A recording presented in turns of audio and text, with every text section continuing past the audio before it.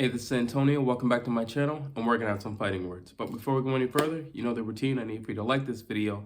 And also, please, if you have not already, subscribe to my channel. So, I recently did a video with Kell Brook, basically stating what happens if he wins.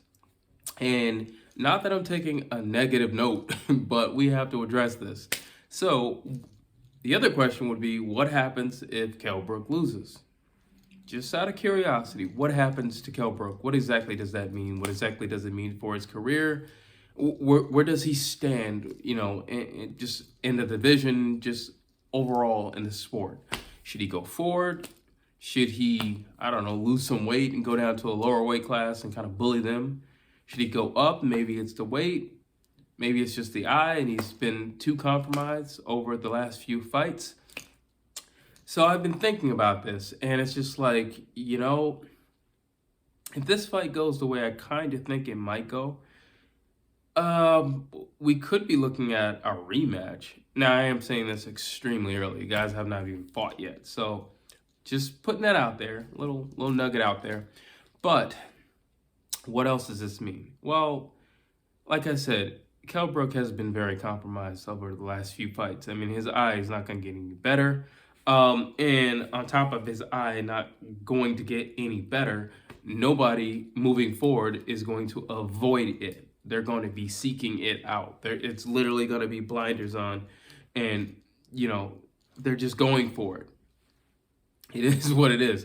Like if you came into the ring and you had a limp, and say this is MMA, yeah, I'm going to kick you in your leg. You know what I mean? Like, it's common sense. Just attack that weak point on that individual. And it's a weak point. And at his last few fights, every time he's been hurt or downed or whatever, it has all come via that eye. So what happens if he doesn't win? What happens if I guess we would have to look at this in two ways. Number one, if he doesn't win, say he went the distance, but he had a good showing. It was a back and forth. It was a Mickey Ward and Arturo Gatti won, something like that. That's one thing. What happens if Amir Khan just straight up washes him and just like flatlines him? That's something else. But what happens if, like most of Kell Brook's fights, he's competitive until he succumbs to the weight of the pressure of the beating on that eye? I don't know. I think at that point, it's pretty much a gut check. Like, you know what? You're not getting any younger.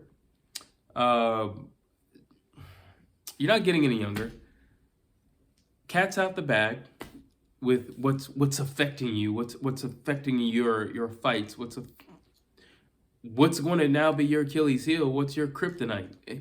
It's out the bag. So what are you going to do? What are you going to do? You'll have some people say, well, maybe it's the weight division. Maybe I'm just cutting too much weight and it's draining me and it's making me weak. Now, granted, Kell Brook is a very big dude, and I've always said I don't know how he made weight. It must not have been fun the days before he made weight. But he makes weight. So you could make the argument, you know what? Maybe I need to be at 60. Okay, well, all right. The only downfall to that and problem he's going to run into is they're bigger and they hit harder. If these guys are hurting your eye and they're affecting you, what do you think these guys are going to do? What do you think is going to happen if you fought like a Charlo? What do you think is going to happen if he's going to destroy your eye? So it's just like, I get where you're going with this, where it's like, maybe I'm just depleted from the weight, from the weight cut. Possibly.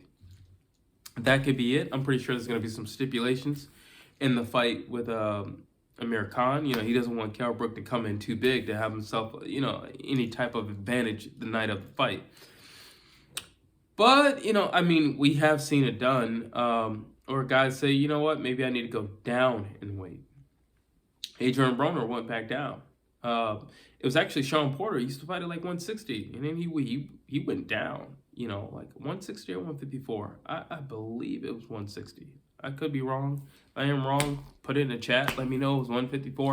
But either way, he went down because he realized he was going to be a lot more competitive at 147 pounds.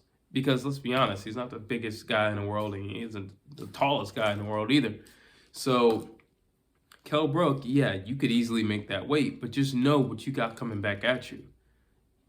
You got a much bigger dude throwing a punch at you. And if smaller dudes were hurting you, I don't necessarily know if moving up is the smartest thing for you to do.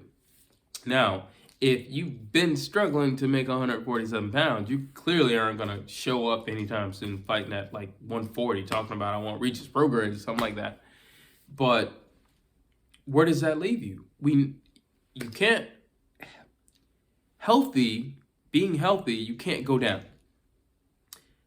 Being wise, you probably should not go up. Where does that leave you? I guess you could be I hate to say it, maybe like a gateway fighter, like, the guys who was like Sean Porter. He's kind of held that gateway type of fight for a lot of people. Like, if you could beat Sean Porter, you're pretty good. Or look what I did to Sean Porter. Like everybody uses him as a gauge. They say they're good. Well, I beat Sean Porter. Well, I beat Sean Porter too. But look what I did to Sean Porter. So it's just like,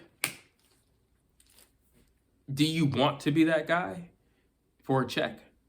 Because the guy can draw a crowd. And he's pretty loved over in the UK. So it's not going to be a problem for him, to sell a fight. But will it be safe for him to fight? That's the question. And I'm never a fan or a proponent of anybody to tell somebody when to back it up.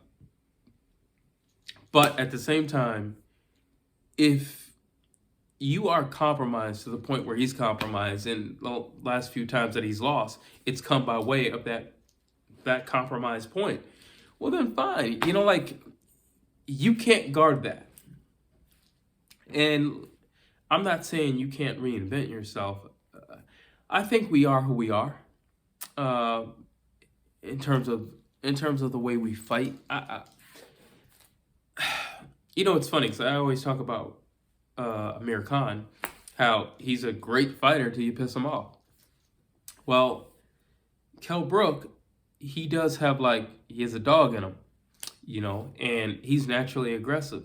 And I feel like a lot of times what's happened in recent fights with Kell Brook, what has happened to him has been by way of result of him being the person that he is. He's just a naturally aggressive guy, and a naturally aggressive guy from the opening bell. So you kind of pulled that out of that guy to do that to you. If you would be more of a, like I said, I don't know if we can reinvent ourselves at this stage in his career. I think that's pushing it. And the reality is that's more than likely not going to happen. But we can be a little bit more mindful and creative about how we get our opponents to open up. Because it's hard for Kell Brook to make it to the last round. I think he's the type of guy, if he's close enough, he could rally himself. He's definitely that type of guy. But something's got to happen, and I was saying he needs to do a high guard. A high guard moving forward. And I mean, he needs to do an Isaac Cruz high guard. I'm not talking about this Canelo stuff where, a train could drive in there. I'm talking about some Isaac Cruz where, you have to be a snail to get in there. You need something like that. You need a high guard. Head low in high guard, and honestly, if you're going to come in and muscle in on Amir Khan, well then, you could do that, but you have to understand you're fighting somebody who is very mobile, who is not going to be flat-footed. That's just not what he is. He's not a flat-footed fighter. He's not going to stand there. So you have to be dead set on mowing him down. You know, in order for you to be effective in the fight. And I know I've kind of slipped off into the fight because honestly, I just keep playing out scenarios for both guys. But, you know, back to the original question, what happens to him?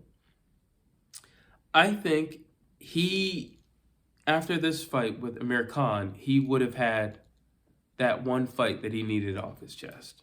Win, lose, or draw, he would have had it. Everybody's got their guy, you know. Ali had Ali had a lot of dudes, but he had Frazier. You know, Tyson had a lot of dudes, but he had Holyfield, he had Lewis, he had all these guys. You know, like, and Brook and Khan, you know, they needed to come together. They needed to do this, and in no way, shape, or form in this video am I trying to say we are retiring Kell Brook. I'm not saying that.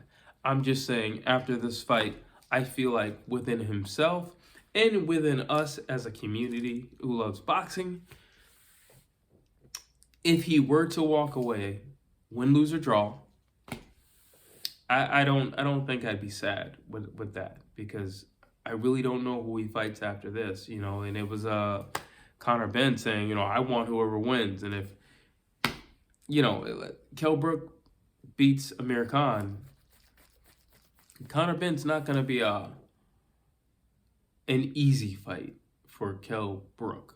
He's just not. He's young. He hasn't been hurt.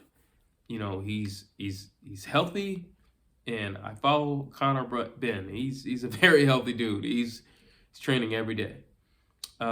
So I don't foresee that happening, and I don't even think Brook would entertain that, because I don't really think there's much for him to gain from that. It's Kell Brook. He can get a payday, you know, pretty much anywhere. He can get the same payday with less risk somewhere else, is what I'm saying. You know, he doesn't necessarily need to fight, you know, this young dude who wants to just check his name off on his resume. So that's my thoughts, and I'm just curious, you know, and I really want to pose the question to you: what happens if Kell Brook loses? And with that being said, this is the end of the video. Drop your comments down below, and I'm loving the comments that you're sending me, but drop the comments down below and like and subscribe if you have not already.